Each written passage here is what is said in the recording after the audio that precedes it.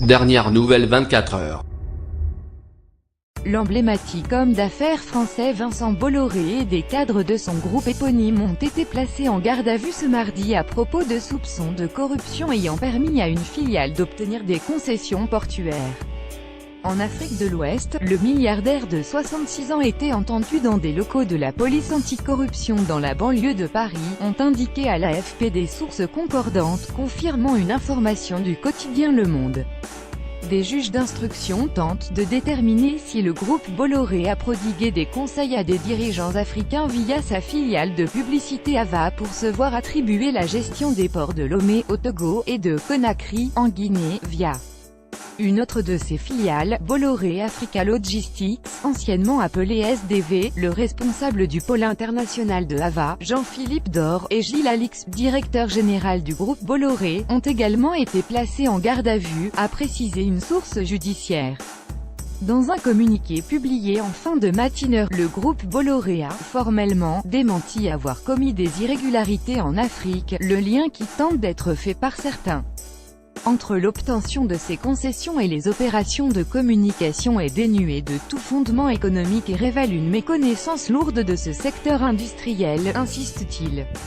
L'annonce de cette garde à vue a fait plonger l'action du groupe Bolloré à la Bourse de Paris. Le titre perdait près de 8% en milieu de journée, dans un marché pratiquement à l'équilibre, 0,03%, au cœur de l'enquête initié par une plainte d'un ancien associé franco-espagnol de Bolloré, Jacques Dupuy-Doby, se trouvent les conseils prodigués en 2010 par Ava lors des campagnes électorales victorieuses d'Alpha Condé en Guinée et de Faure Gnassingbé au Togo. Tous deux avaient eu recours aux activités de conseil d'Ava, pilotées par un monsieur Dor. En Guinée, SDV avait obtenu la gestion du port de Conakry quelques mois après l'élection de M. Condé en 2010. Et au Togo, il avait remporté le marché peu avant la réélection en 2010 de M. Gnassingbé, au pouvoir depuis 2005. Je privilégie les amis. Les concessions obtenues au Togo l'ont été en 2001, bien avant l'entrée du groupe dans Ava, et en Guinée, en 2011, à la suite de la défaillance du numéro 1, le groupe étant arrivé en seconde position lors de cet appel d'offres, défaillance constatée avant l'élection du président, a fait valoir le groupe Bolloré dans son communiqué. Bolloré remplissait toutes les conditions d'appel d'offres. C'est un ami, je privilégie les amis. Et alors, avait expliqué Alpha Condé au journal Le Monde en 2016, à propos de ce dossier. Une perquisition avait eu lieu en avril 2016 à la tour Bolloré de Puteaux, près de Paris, siège notamment de la filiale Bolloré Africa Logistics, en particulier dans les bureaux de Vincent Bolloré lui-même.